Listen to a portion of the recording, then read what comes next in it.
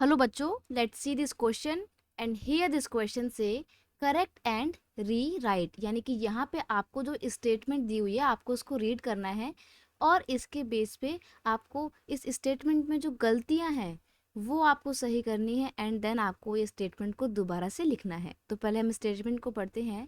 If the increases in production of wheat and rice has brought white revolution in India, then the rise in milk and milk products has assured green revolution. यानी कि question में बोला है, यहाँ statement ऐसा बोलती है कि अगर चावल और राइस की प्रोडक्शन में वृद्धि होने की वजह से, इंक्रीज होने की वजह से वाइट रेवोल्यूशन आती है, तो मिल्क और मिल्क प्रोडक्ट के बढ़ने से ग्रीन रेवोल्यूशन आती है। ये स्टेटमेंट दी हुई है।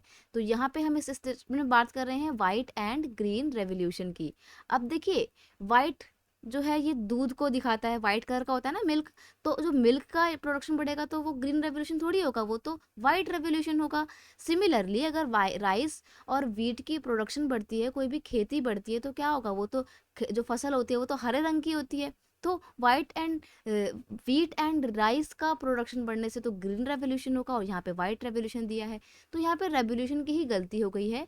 और आपकी जो सही स्टेटमेंट होगी वो क्या है, वो है if the increase in production of wheat and rice has brought green revolution in India।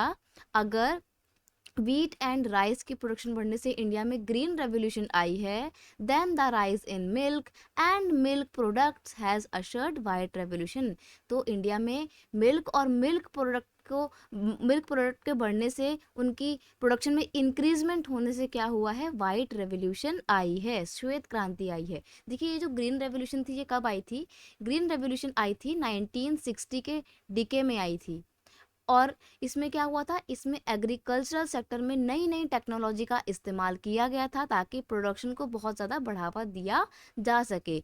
और इसमें ग्रीन रेवोल्यूशन में HYV सीड्स, यानी कि हाई यील्डिंग वेराइटी सीड्स का इस्तेमाल किया गया था। ये नई टेक्नोलॉजी, नई क्वालिटी के, कुछ बेस्ट क्वालिटी के सीड्स होते हैं जिनसे प्रोडक्शन बहुत अच्छी होती है और ज़्यादा क्वांटिटी में होती है।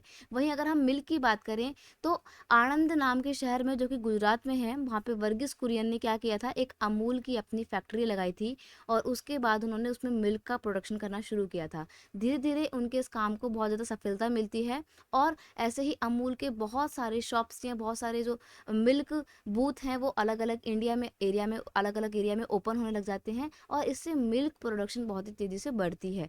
तो मिल्क प्रोडक्शन के लिए किसको रिस्पॉन्सिबल ठहराया जाता है, वर्गीस कुरियन को, और इसीलिए उनको मिल्कमैन ऑफ द इंडिया भी बोला जाता है। तो यहाँ पे ये थी आपकी correct statement. I hope you understand it well. Best of luck.